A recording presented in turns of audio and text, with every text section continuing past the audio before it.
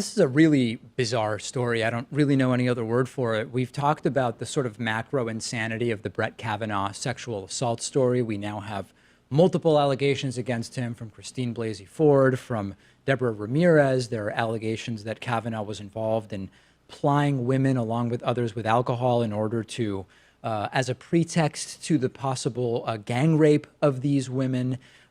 He made a very strange statement where he said he definitely wasn't at the party where Christine Blasey Ford was allegedly almost raped. But how would you know you weren't at that specific party if it didn't happen and you weren't there? Just none of it really makes sense, right? That's the macro of it. So anyway, we're waiting on the hearing to see what Dr. Ford has to say, to hear Brett Kavanaugh's defense. Senators have been sort of working out exactly when it's going to be. And in the middle of this, Republican Senator Chuck Grassley appears to have accidentally tweeted something that he meant to text to Brett Kavanaugh. Grassley's 85 years old. He's the chair of the Senate Judiciary Committee, meaning he's running the confirmation hearings for Kavanaugh to the Supreme Court. He's running the scheduling. He's making decisions about what's happening when. And late on Friday, close to midnight Eastern time on Friday, he tweets the following, quote, "Judge Kavanaugh, I just granted another extension to Dr. Ford to decide if she wants to proceed with the statement she made last week to testify to the Senate. She should decide so we can move on. I want to hear her. I hope you understand. It's not my normal approach to be indecisive." This doesn't really read like a normal public tweet that a senator would deliberately send at midnight. It reads more to me like this was supposed to be a private text message to Brett Kavanaugh. At the same time, Grassley does tweet in generally confusing and unclear ways. So like, here's another example of Grassley's shorthand that he has used in tweets. He once tweeted, quote, "5 times now, we've granted extension for Dr. Ford to decide if she wants to proceed with her desire, stated 1 week ago that she wants to tell the Senate her story. Dr. Ford, if you changed your mind, say so we can move on. I want to hear your testimony. Come to us or we to you." So on the one hand, it does seem like his first message was meant to be like a private text to Brett Kavanaugh. On the other hand, particularly for an 85-year-old guy who was not necessarily raised in the era of social media shorthand, he does seem to regularly use some pretty consistent shorthand. Everything about this story is bizarre, down to the communications between Grassley and Kavanaugh. Yeah, and I looked into the character count on that first tweet. Yeah. It was 272, just 8 characters shy of the 280 Twitter limit. Yeah. So that suggests to me that he wrote it up and then had to delete some characters.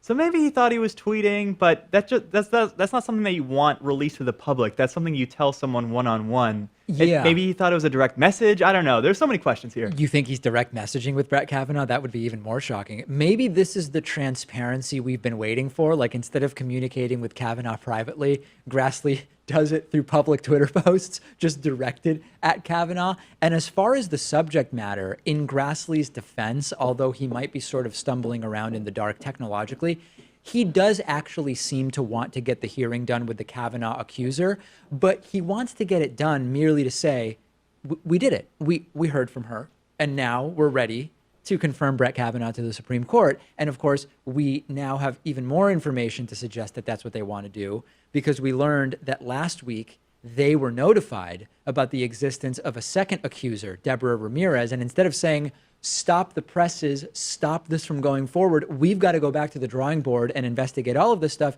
Republicans instead said, oh, we've got to hurry up. We've got to hurry up and get Kavanaugh approved for life to the Supreme Court, confirmed for life, before this blows up in our faces. Now, I want to give you one example of what I mean when I say Republicans don't care what Christine Blasey Ford says. They just want to say, we heard from her, now we're ready to move on. Republican Senator Lindsey Graham. Graham says, it doesn't matter what she says. He's not going to change his vote. The hearing hasn't happened, but he's saying the content of it is irrelevant. He said on Fox News Sunday yesterday, quote, "You can't bring it in a criminal court. You would never sue civilly. You couldn't even get a warrant. What am I supposed to do? Go ahead and ruin this guy's life based on an accusation? I don't know when it happened. I don't know where it happened. And everybody named in regard to being there said it didn't happen."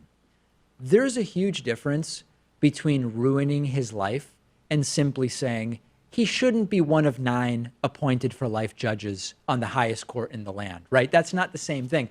I can't ruin his life by not buying him a Lamborghini. Well, there's a difference between ruining someone's life and not getting them the luxury sports car that they want, right? And the point is, the Republicans who want the hearing don't want it because they might hear what Dr. Ford has to say and then decide, you know what? I can't vote for this guy. They want to do it just so they can check the box, say they did it, and move on to confirming him. I don't think any Republicans are willing to change their votes. Yeah, and Lindsey Graham is making it seem as though we're prosecuting Kavanaugh and are proving these allegations beyond a reasonable doubt. Sure. That's not what the standard is here. It's just weighing it out in the court of public opinion and among those 100 senators who will vote to confirm him. And making a decision as to whether they are comfortable giving this guy a job for life, deciding the most important legal cases out there, period, for the United States for as long as he wants to be on the court. The answer is clearly no. We actually have other news related to Brett Kavanaugh as well, a lot of Brett Kavanaugh stuff today. So we talked about the background earlier just now about sexual assault allegations against Brett Kavanaugh. We had Christine Blasey Ford come forward, allegations from high school. We had Deborah Ramirez come forward, allegations from college about forcing his penis into her face and forcing her to touch it without consent. We now have learned about an individual named James Roach. James Roach was Brett Kavanaugh's roommate at Yale in 1983 during the time that the Deborah Ramirez incident allegedly took place. And James Roach has now given an interview and put out a statement. And what James Roach says is not good for Kavanaugh. He says, quote, basically that he believes the accuser, saying, quote, "We shared a 2-bedroom unit in the basement of Lawrence Hall on the old campus. Despite our living conditions, Brett and I did not socialize beyond the first few days of freshman year.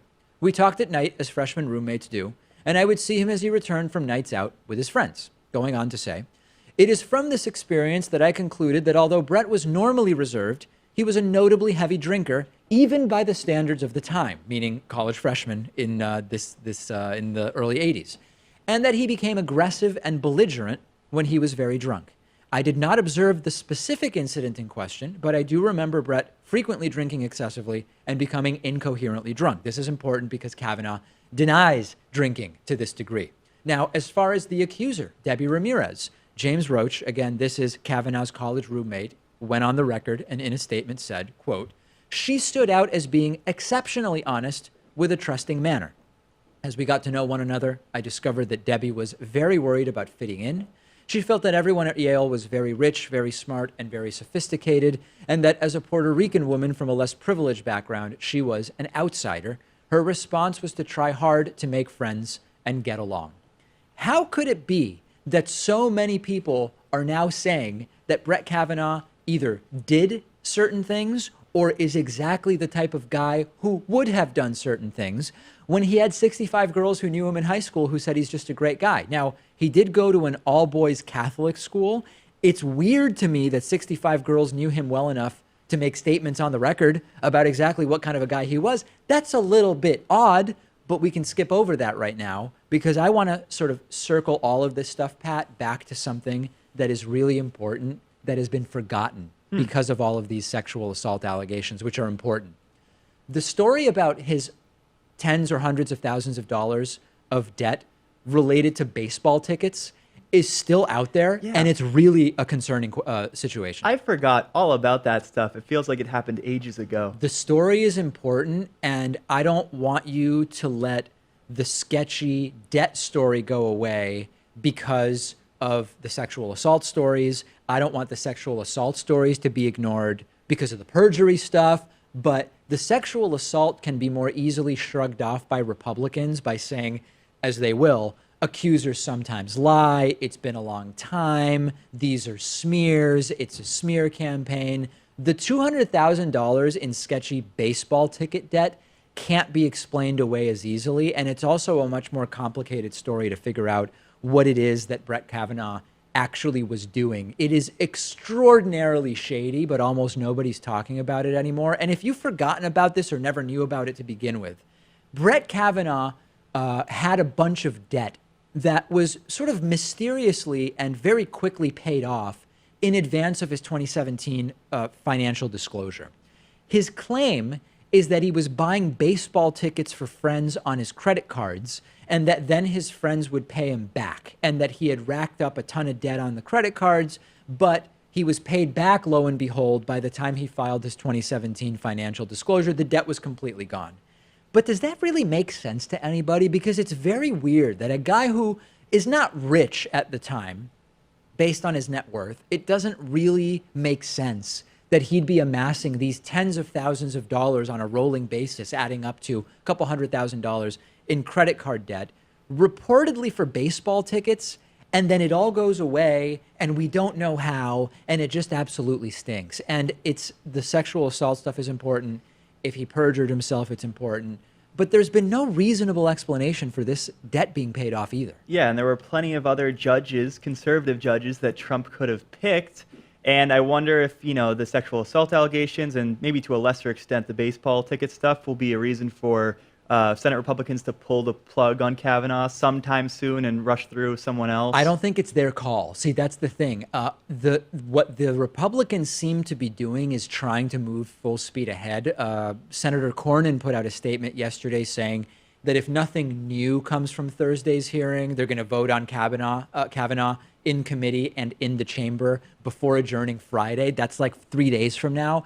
So I think that as long as Trump doesn't say, we've got to pull him, as long as Kavanaugh doesn't say, I'm going to go away because it's becoming a distraction, I think the Republicans are sort of committed to just trying to get him through. And I think for them, part of it is they don't want, it's horrible that it's become this toxic, but if they don't get Kavanaugh through, they won't see it as, this was a bad guy who lied, had very weird debts that were paid off suddenly, and had multiple sexual assault accusations against him. They will say, the Dems won. They prevented us from appointing this guy. They get a win, we get a loss. Even though you shouldn't want an alleged serial sex assaulter on the Supreme Court. So I think that if no one else pulls the plug, Republicans are going for it. Yeah, and there are some political pundits saying that if Kavanaugh is rushed through, despite all of these allegations not getting heard, then he will always have an asterisk next to his name as a Supreme Court justice. What does that matter in the end? I mean, he's going to be able to serve on the court for,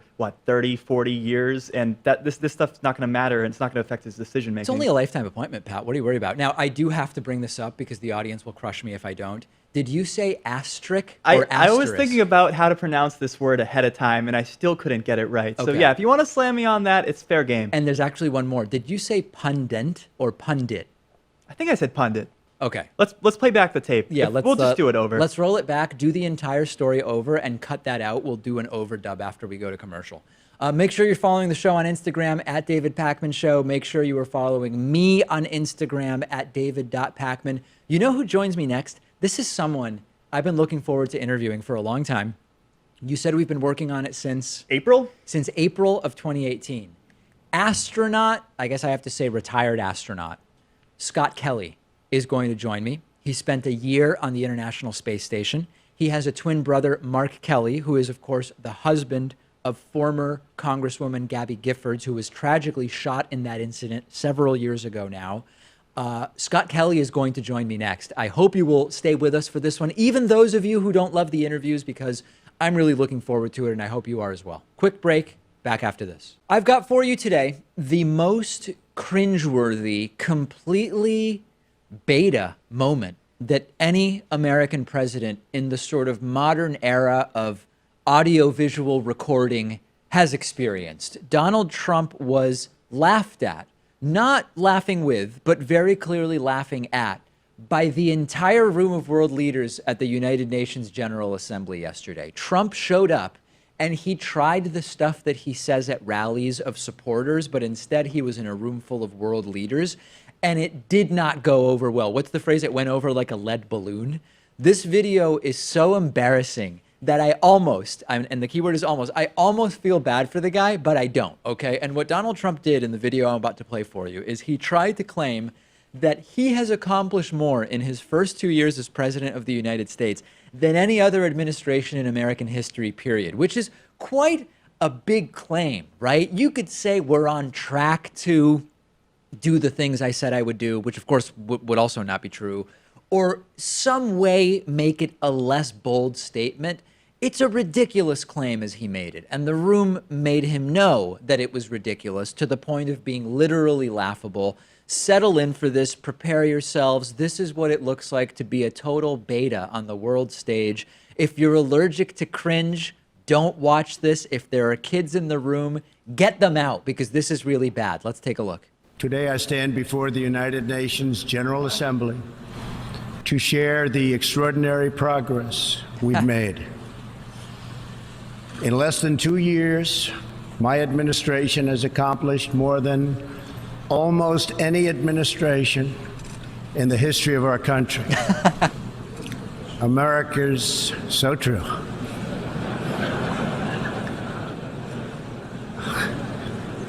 Didn't expect that reaction, but that's okay.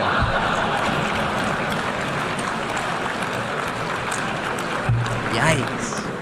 I am like almost feeling slightly bad for the guy, but I'm not. And just nobody in the room takes him seriously. He's an actual laughing stock. He is the literal laughing stock of the world's leaders. And he's talked before about the United States and the presidency being laughed at by the world. He was wrong. He was talking about Obama. Take a listen to this. The world is laughing at us, folks. They're laughing at us, at our stupidity. They laugh at us. They're laughing at us. It's just crazy what's going on. Everybody's laughing at us. They're laughing at us. We don't know what we're doing. They're laughing at us because they think we're stupid. The whole world is laughing at us. They're laughing at this, at what's going on in our country. Yeah. The world laughs at us, folks. The world laughs at us. It's so funny because I don't remember laughter at Barack Obama during the 8 years he was president. I remember some laughter with him because he was a very good speaker and he was able to very quickly build rapport with the audience. But now they actually are laughing at him. The entire world is laughing at Trump. World leaders are laughing at Trump. I was just all over Europe, spoke to people in so many different countries in Europe. They are laughing and scared everywhere. And it's all fun and games and Trump's a moron, but this is actually more than that because it's not just Trump. It's also people around him, right? Apparently, no one explained to Trump the dynamics of speaking at the UN. Nobody thought, maybe we don't want to put this up on the teleprompter, because when Trump said, I didn't expect that reaction, it was actually like a genuine, honest moment from Trump. He really had no idea that that's how a room full of world leaders would react to such a dumb, hyperbolic, and unbelievable claim, to just laugh at the absurdity of it. And there's a really interesting other sort of psychological question, which is how is Trump going to rationalize this after the fact?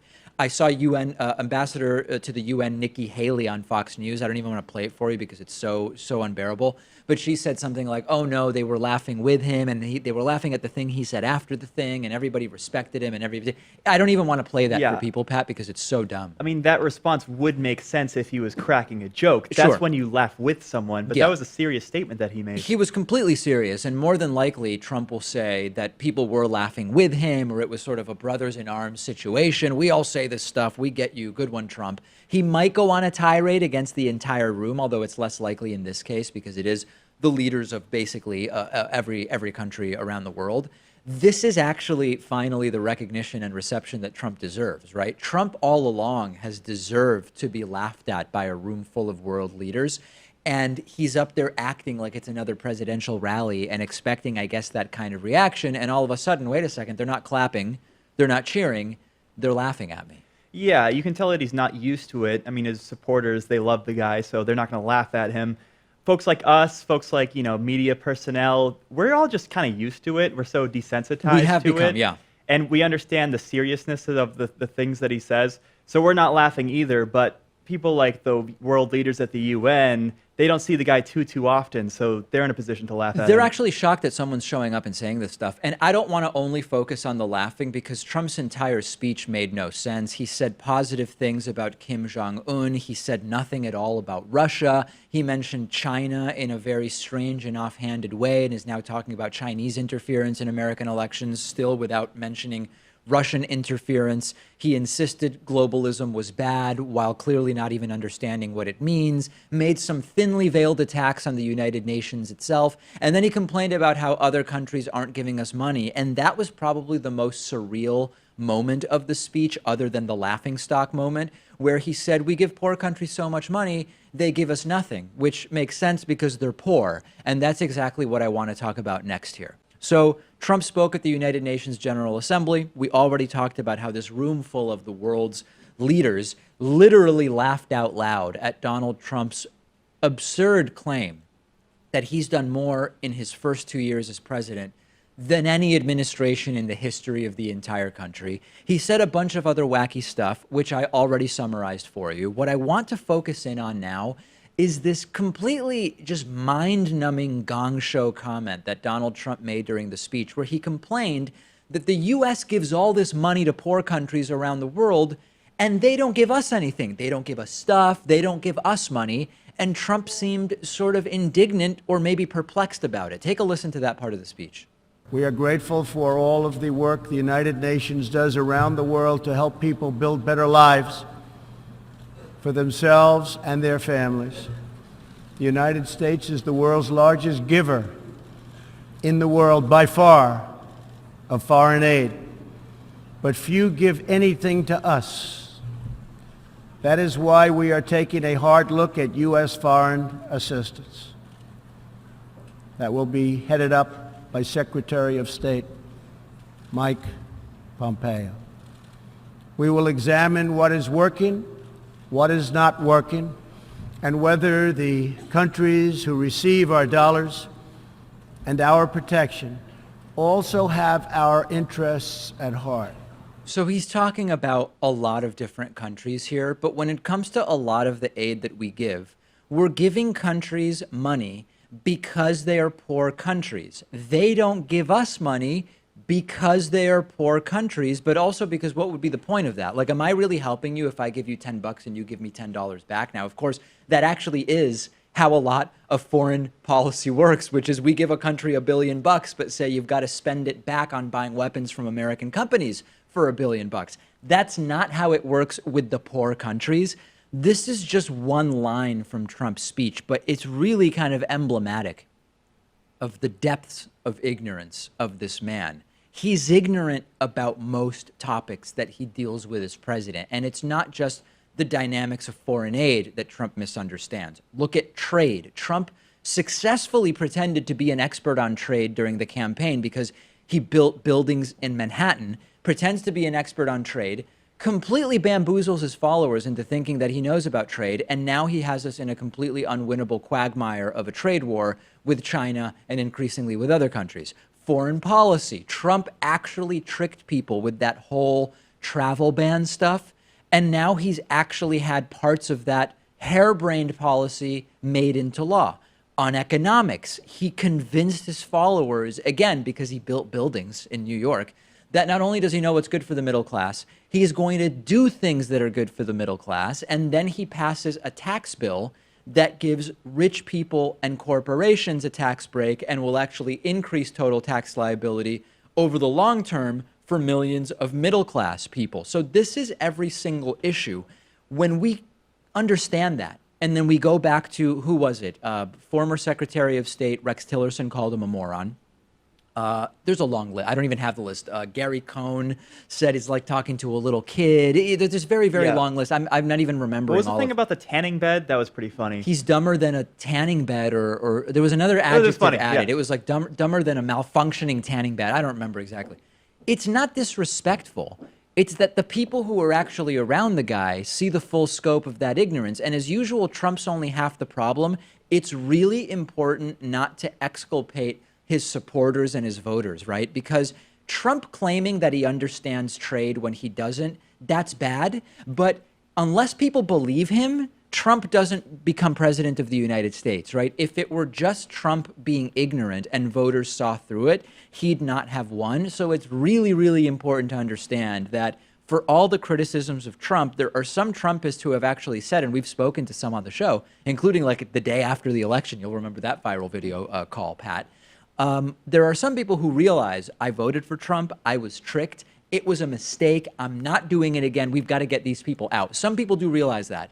But everybody who still supports this guy is as much a part of the problem as Trump is. Yeah, it's like he's a cult leader in a sense. If you're in the cult, Yep. you think that he's such an intelligent guy and you believe everything that he says. Sure. If you're on the outside looking in, you think it's all ridiculous. It's like Scientology or something else. One of the big, I mean, listen, we've talked about cult psychology a lot, so I don't want to say the biggest, but one way that you can identify whether there is a sort of cult-like nature building around someone is that there are constant post hoc rationalizations. So after the person, in this case Donald Trump, has done something, you will see reverse or retrospective rationality created out of thin air to justify the action, even though that justification doesn't adhere to any of the principles that before that action someone would have said made sense. So for example, that would be like someone says, yeah, you know, I as a libertarian believe that we should have I don't know, as little as a full free movement of capital and labor, right? And then Donald Trump comes in and he says, well, I'm going to limit the movement of labor by saying people from these countries can't come here, and we're going to build a wall and stop immigration, and he's going to stop the movement of capital by putting tariffs on China. So that goes against your principles. And then you say, no, well, listen, Trump knows what he's doing, and he's going to play tough with these people because the Mexican leaders and the Chinese leaders. Hold on a second. That's a post hoc rationalization that goes completely against the principles you said you support before Trump did the thing.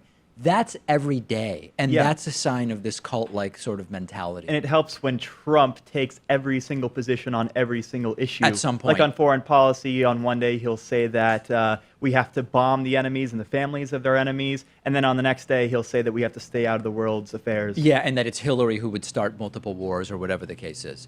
Send me your thoughts about all of this UN absolute and total disaster. I'm on Twitter at @DPakman. The show is on Twitter at David Pakman Show. We've got a good one for you today. We've had a little bit of a break from notable hecklings of Trump administration and right-wing officials, but I have for you today arguably the most prominent one in a long time, Ted Cruz, who ended up leaving his restaurant date, I guess, with his wife yesterday after protesters insisted with a "We Believe Survivors" chant, and it was pretty great. And it previously happened to Trump's Secretary of Homeland Security, Kristen Nielsen. It happened to Trump's wacky policy advisor, Stephen Miller, who was, I think, trying to have sushi, right? Let the guy have a salmon roll. Yeah, Guess Sarah not. Huckabee Sanders, too, right? Sarah Huckabee She was kicked Sanders out. at the Red Hen something or other in, I believe, West Virginia or Virginia. And now it is Ted Cruz at DC restaurant Fiola, where you can get a beautiful tasting menu for about $150 per person. They will gladly pair it with their grand wine pairing for an additional $210 per person, giving you a delightful evening for $360 per person at the dinner. Great restaurant. Try the caviar if you get the chance, but Ted Cruz and his wife apparently not able to. Check out what happened. The video is from Smash Racism DC. We're going to play it for you. My two favorite moments of the video, and I want you to listen for both of these because they're just great little details. In the midst of the "We Believe Survivors" chant, at one point you're going to hear Cruz in that cartoonish voice of his say, "God bless ya." And then the top moment for me is when one of the protesters says to Cruz that his opponent, Beto O'Rourke, is way hotter than he is, which is just brilliant. Check out the video. We believe survivors! We believe survivors! We believe survivors! We believe survivors! We believe survivors! Beto is way hotter than you do! We believe survivors! We believe survivors! We believe survivors! God bless you! Excuse me, let my wife through. We believe survivors! We believe survivors! We believe survivors! We believe survivors! We believe survivors! We believe survivors! We believe survivors! Sexist, racist, anti-gay! We believe survivors! We believe survivors! We believe survivors! Leave the premises. This is a private space. How many of you support Kavanaugh? Ted Cruz and Brett Kavanaugh are best friends! Vote no on Kavanaugh! All right, that's good. Kavanaugh, cancel! How dare they? Ted Cruz ended up having to leave his beautifully paired wine dinner to go to a nearby 7-Eleven, and he had half a dozen of those hot dogs that they have rotating on the spinner machines all day. Not a good night for Ted Cruz. I've gone back and forth on this, okay? Or maybe not back and forth. I've been nuanced on this, saying I support protesting, but not violent protesting. And I've wondered about the sort of pragmatic effectiveness of any particular protest like this. I am increasingly on the side that we are going to need to make people uncomfortable to achieve change. Every time I say this, I get angry emails from the audience. Some people even cancel their memberships. I am not saying specifically that heckling Ted Cruz at a restaurant is going to achieve any change in the future of Brett Kavanaugh's confirmation, for example, right, which is the topic of this protest, I believe survivors.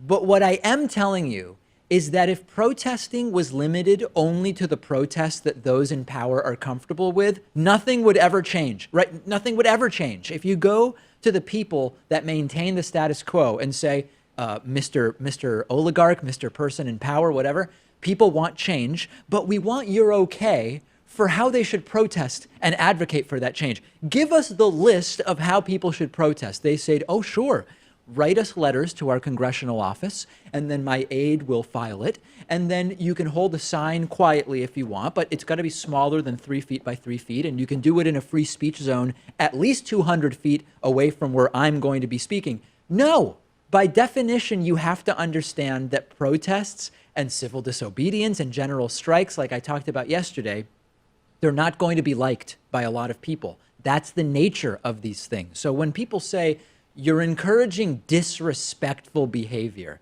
he's a public servant, but he's allowed to go to dinner, and you, David, are only saying it because you disagree with Ted Cruz, and if people did it to Bernie, you'd be mad. Wrong. First of all, go look at my commentary from a month or two ago when Alex Jones heckled Bernie Sanders at an airport. At no point did I say that simply going up and heckling him or asking questions is the problem. The problem is that he's heckling him about things that make no sense, and I disagree with what change he's trying to bring by heckling Bernie Sanders. By the way, in that viral Alex Jones Bernie video, my friend Ari Rabinoff was the guy traveling with Bernie, and I saw him in New Orleans last month, and I asked him, did Bernie really not know who Alex Jones was, or was he playing coy when he said, Ari, who is this guy? And Ari said, no, it's even better because Bernie genuinely had no idea who he was. Wow. He said after the fact, who was that guy, Alex Jones? What? Marco Rubio took the same approach, too, after that Facebook congressional testimony. Harder to Although, believe. I think Marco Rubio knows who Alex Jones is. Just pretend he he's does. not relevant, though. But back to our primary topic. I might disagree with why you were protesting, but we have a broken democracy here. We have voter suppression. We have policy for and by the rich. It's a straight up insulting thing to say, to suggest you can't protest nonviolently in these ways. We are running out of ways to affect change. They are setting it up so that you can't disturb the system. It's a shame, but heckling politicians is one of the fewer and fewer remaining ways to get attention and to express discontent. And as I told you yesterday, you've got stagnant wages, you've got healthcare that's tied to jobs, you've got people commuting hours to their job whose wages have not increased for 40 years in real terms.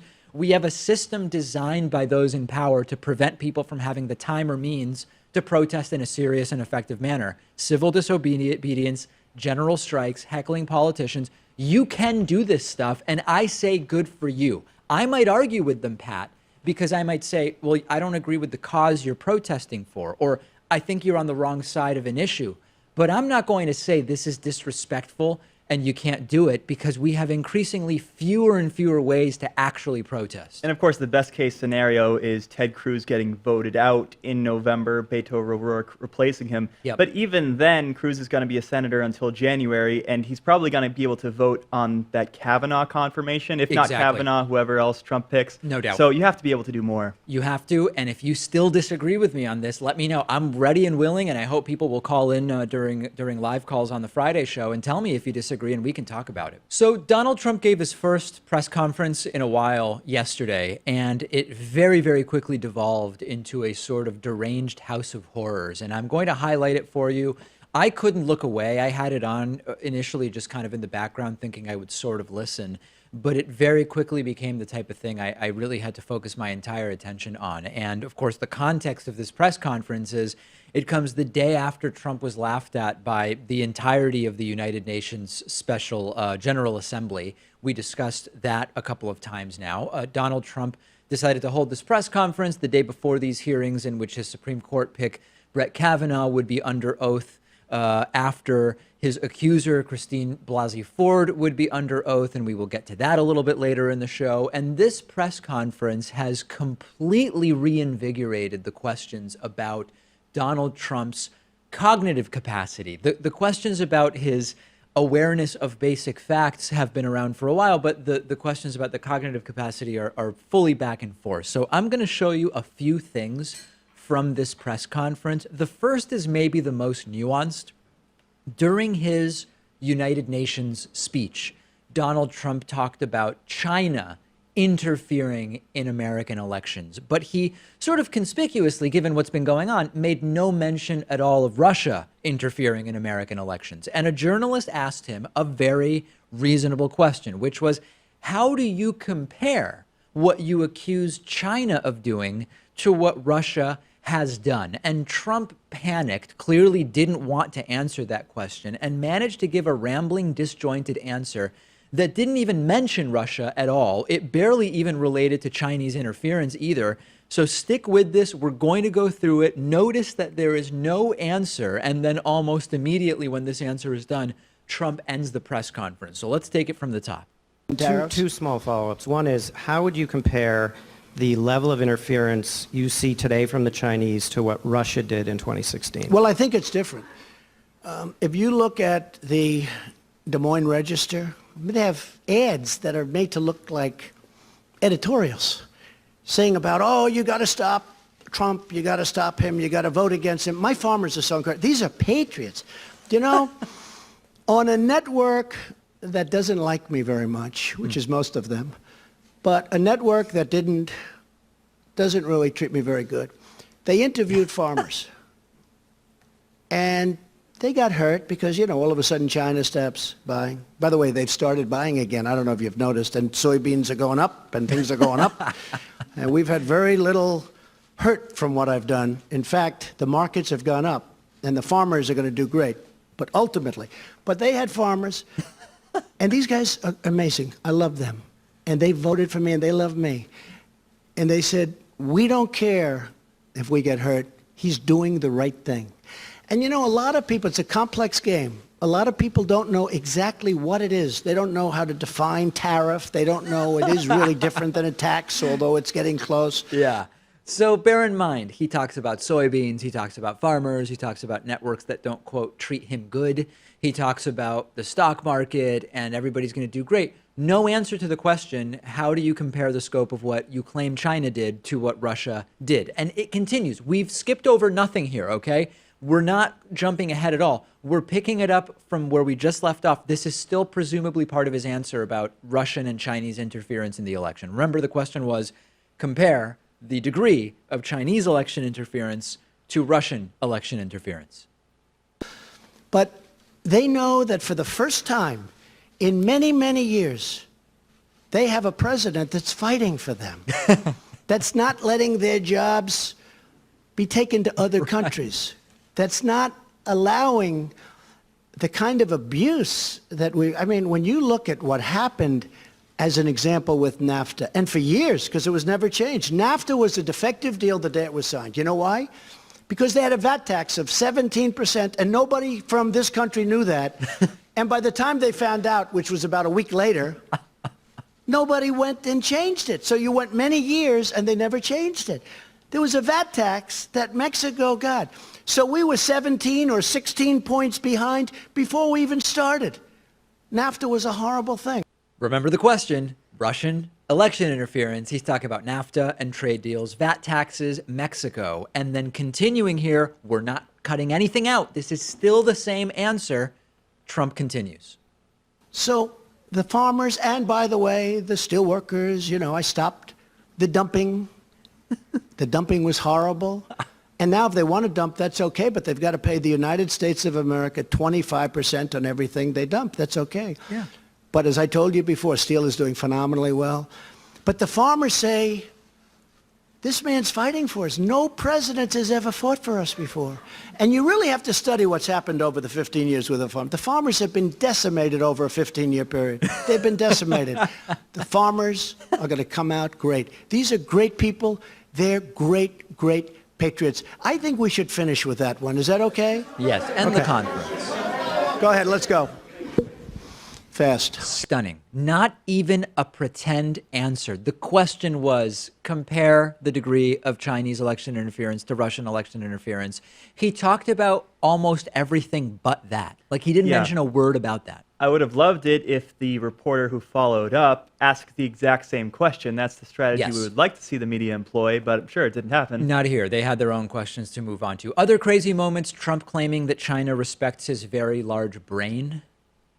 On China, he was on a good show, I won't mention the name of the show, recently, and he was saying that China has total respect for Donald Trump and for Donald Trump's very, very large brain. He said, Donald Trump, they don't know what to do. Never happened. It's not a large brain, it's a large brain. And then here is Trump saying that when there are sexual assault allegations, he tends to side with the accused, not the accuser. This is kind of an interesting take. And notice that in this clip, you have to pay attention to this, okay? I'm going to play for you a 1.5-minute clip. In this 1.5 minutes, within actually about 55 seconds, he claims never to have met the women that accused him of sexual assault and to have known them 15 to 20 years ago, okay? Same clip, same 60 seconds. He says, women who I've never met accused me, and women who I knew, they were actually women who I knew 15 to 20 years ago. How can both be true? How have your personal experiences being accused by more than a dozen I've been women accused. of I've been sexual accused. misconduct? False accusations. Right. Excuse me. How have those... I've been accused. And I was accused by, I believe it was 4 women. You can check with Sean Hannity. You can check with Fox because they covered it very strongly. They know, yeah. And Who how got have paid? those Excuse me. shaped- Excuse me. Excuse I me. was accused by 4 or 5 women who got paid a lot of money to make up stories about me.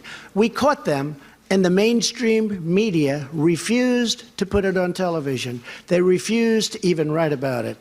There were 4 women, and maybe more. I think the number is 4 or 5. 16. But one had a mortgage paid off her house, $52,000. Another one had other things happen. And the one that reported it, I believe, was offered $750,000 to say bad things about me. Bad. And she is the one that reported it. This woman is incredible. She reported it instead of taking the money. So I've had numerous accusations about me. We know. They made false statements about me, knowing they were false. I never met them. I never met these people. Never. And what did they do? What did they do? They took money in order to say bad things. I've had stories written in the New York Times front page about 4 women, the whole top center front page of the New York Times. I think it was 4 big pictures. I said, wow, that's a big thing. What's that? These were women that were quoted saying bad things about me. Not the worst things about me, but bad things. And I said, gee, that's too bad. I knew him a long time ago, 15 years ago, 20 years ago. I said, that's too bad. I'm surprised at them. Within 60 seconds, he says he never met the people and that he knew them 15 to 20 years ago. Is anybody listening? This is a serial, uncontained liar. And then cherry on top when answering about Brett Kavanaugh's sexual assault, and this is just where I don't know how history will even explain this. He seems to say here that George Washington, the first president of the United States, had sexual assault allegations against him, which he seems to know about but weren't widely reported or something. Take a listen.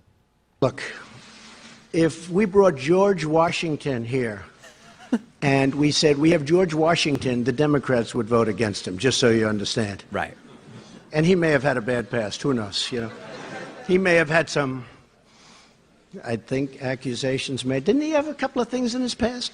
George Washington would be voted against 100% by Schumer and the con artists. I mean, 100%, 100%. How do historians report about this in the future? I mean, this goes beyond being valid for basic political analysis, and it becomes more of a sociological, cultural aberration, the likes of which we've never seen before, and I hope we'll never see again, but that's actually my fear. My fear is that we will. I'm scared that this is what the United States is becoming, because remember that 40%, nearly 40% of the country supports this. They support this guy. Absolute House of Horrors press conference. Send me your thoughts about it if you saw it. I'm on Twitter at @dpakman. The show is on Twitter at David Pakman Show. This is a story you might find really strange to hear, and rest assured, it's a very strange story for me to tell you. It's about the Spanish foreign minister. Donald Trump suggested to Spain that they deal with the migration from Africa to Europe by building a wall across the Sahara Desert. Donald Trump also suggested that, quote, the Sahara border can't be bigger than our border with Mexico. So let's actually look at a map if you're watching on TV or on YouTube. You might notice here that the Sahara Desert is in Africa, not in Europe. It spans roughly 10 countries, none of which are Spain. Trump references, and we can keep this up, Trump references the Sahara border, which also makes no sense since the Sahara isn't really a border. It's not exactly clear what Donald Trump means by that. This would make it very difficult for Spain to build a wall across, legally speaking. And it also, as you can tell, is very, very big. It happens to be more than 3,000 miles across, which is more than 50% longer than the US-Mexico border that Trump was referring to. And then lastly, as if we need more reasons for why this makes no sense, Donald Trump seems to have no idea whatsoever that Spain's economic problems, which I guess is what he was addressing, predate the so-called immigration crisis in Europe. And hilariously, there is actually something called a Saharan Wall. It's a project that's underway. It's called the Great Green Wall, but it's not a wall meant to stop immigrants from coming through. It's a wall of trees meant to stop climate change, to mitigate climate change, not immigrants. I'm actually shocked that Trump hasn't just called for a wall to be built around all of Africa, right? That seems based on his immigration ideas around skin color, the wall he would more likely be interested in. I mean, just to take a look at history, though, the Arabs did invade Spain in the year like 700 AD, something like that, and occupied it for quite a while. They could do it again. So there is historical precedent here. Of course, with the Arabs becoming from Africa at this point is another relevant question, but not one I think that Donald Trump is equipped to answer at this time. Yeah, and the Strait of Gibraltar between Spain and Morocco, it's only like 10 miles long. You could swim that. That's not long enough. A good enough swimmer could definitely swim across that. If we're really thinking about walls to build, maybe Trump should propose one up the entire Pacific Ocean to stop trade with China, right? In the same way that one with Mexico would stop anybody from coming in. This is what you get when you have someone who hasn't read a book in his adult life, has no genuine curiosity about the world, and in addition is born with a silver spoon in his mouth and starts a business with a small loan of just $1 million from his dad. This is how you get to this level of ignorance. And Donald Trump has said and done very dumb things during his presidency so far, but this is a level of political and geographic idiocy that I just didn't think was possible for a 70-year-old college-educated adult in the United States. I think the Sahara Desert should pay for the wall. What about absolutely. Yeah. By the way, who would even pay for it in that case, right? And actually, maybe that's the most. This is kind of just a story pointing out how dumb the people representing us are. Maybe the question should be: is this simply ignorance? Is it insanity, or is it dementia, right? Because Trump did take that dementia test. He was able to tell a lion and a camel apart. So that proves that he's fine, obviously, according to him.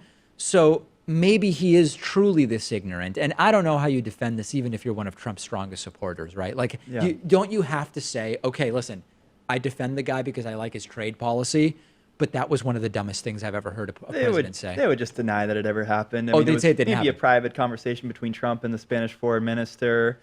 Fake news, that's what I tell you. Please, please tell me that history will not look back kindly at this guy.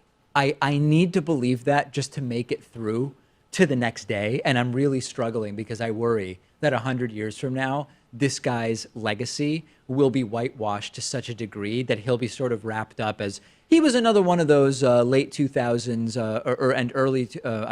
late 1990s and early 2000s presidents who, you know, he didn't do great, but he didn't do bad. Yeah, I mean, George Bush now is being seen by some in a positive light. I mean, he did, after all, give Michelle Obama a piece of candy. Yes, that's true. So the war crimes, the war in Iraq, the economic downturn, that's all forgiven now. It's all seemingly forgiven. No, and that's a real, and we've talked about that.